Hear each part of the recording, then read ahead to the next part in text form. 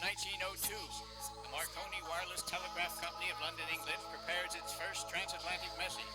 It will be relayed around the world. Transmission time for each is limited. Stand by for wireless telegraph message from General William Booth. William Booth, founder of the Salvation Army, sends one word.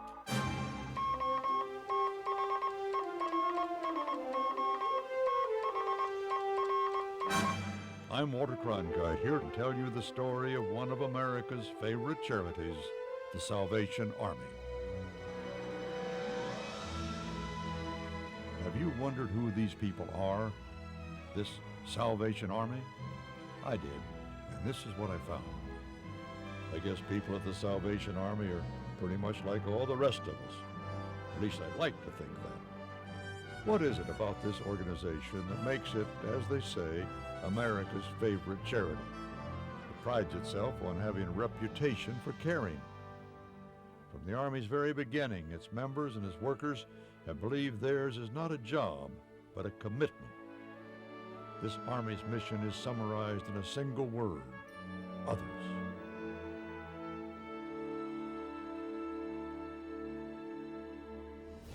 The year is 1865. The American Civil War is quickly approaching its tortuous end. Lincoln has delivered his magnificent second inaugural, urging malice toward none and charity for all.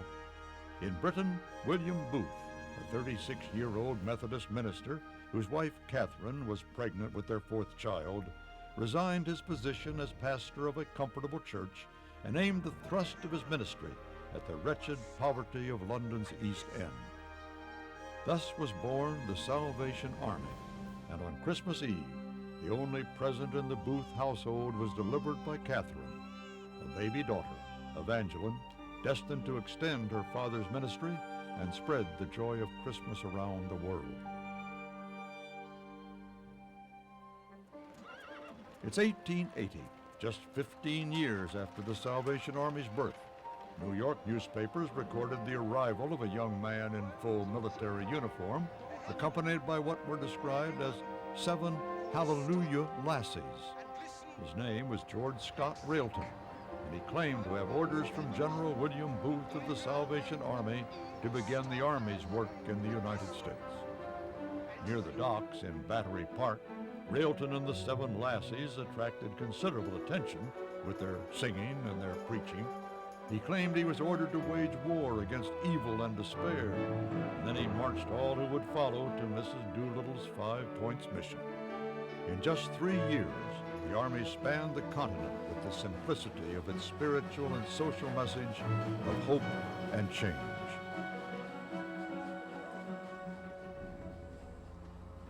In 1890, Catherine lay near death, but urged her husband to do something about the awful scourge of child prostitution. Booth attacked the problem head-on, in the courts and in Parliament, with demonstrations of civil disobedience that resulted in the arrest of his oldest son, Bramwell. His pleadings before the courts of justice and humanity had a powerful effect in reducing child prostitution. Not finished, his next target was what he saw as the ugly, selfish use of young children as common laborers, which permanently condemned them to a life of poverty.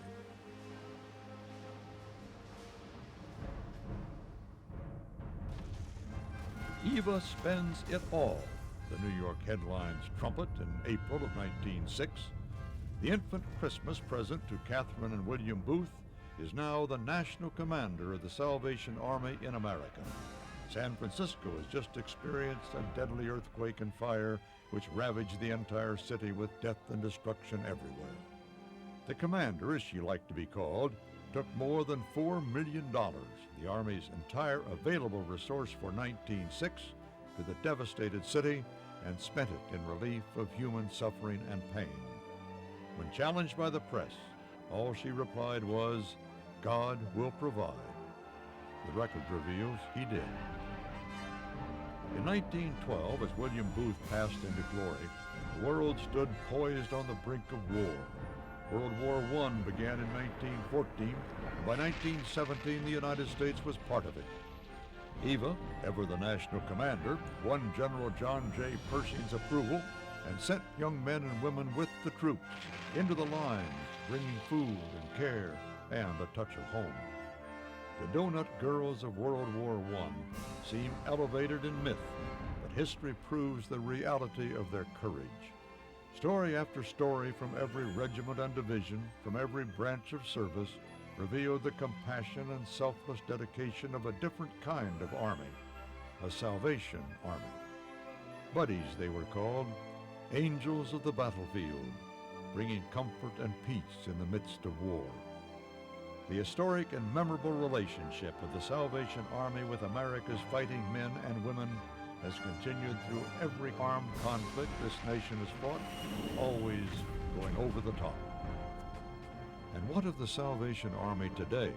That same sense of compassion, that same selfless dedication and devotion to people in need are the hallmarks of their creed. The Salvation Army stands for hope, its founder William Booth said.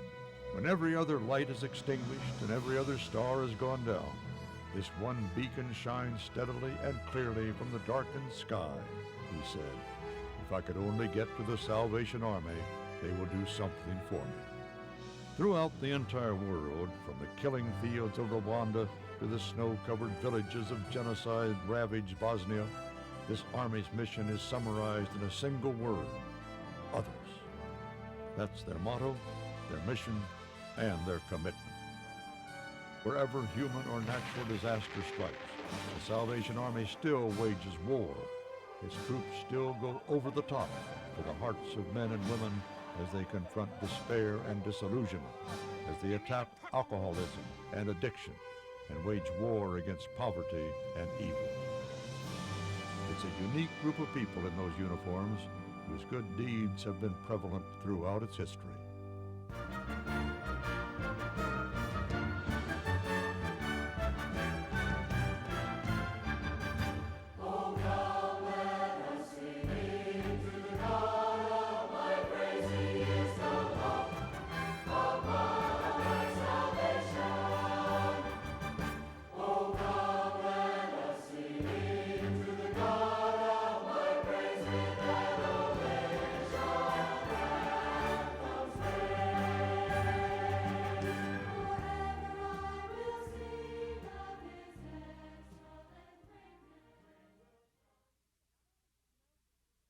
And rising to his feet, Jesus said, "The Lord has anointed me to preach the good news to the poor, to bind up the brokenhearted, to declare freedom for the prisoners, to provide sight for the blind, to release the oppressed, and to proclaim the year of the Lord's favor."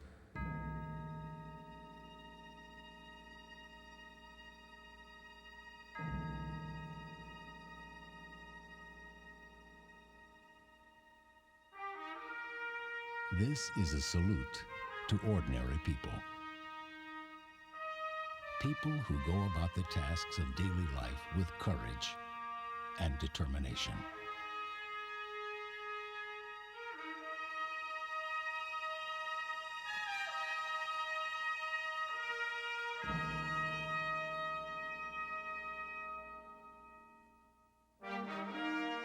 This is a salute to those whom Christ said we would always have with us, those who are socially or spiritually poor.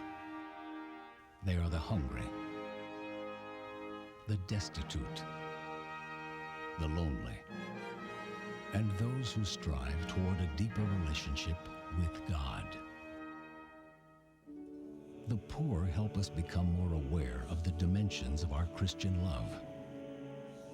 And as we choose to expand it, we find ourselves and each other. Love will not flower in a field of obligation. It will not appear in a demand for duty. It is freely given.